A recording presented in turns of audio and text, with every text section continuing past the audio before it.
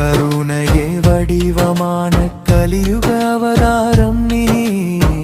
அரங்கனின் வடிவில் வந்த அருளாளன் நீ. தர்மத்தை நிலைநாட்ட வந்த தர்மசீலன் நீ.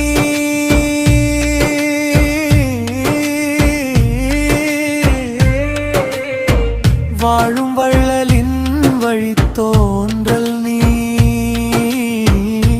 கலியுக அவதாரம் நீ, கருணை கடல் நீ.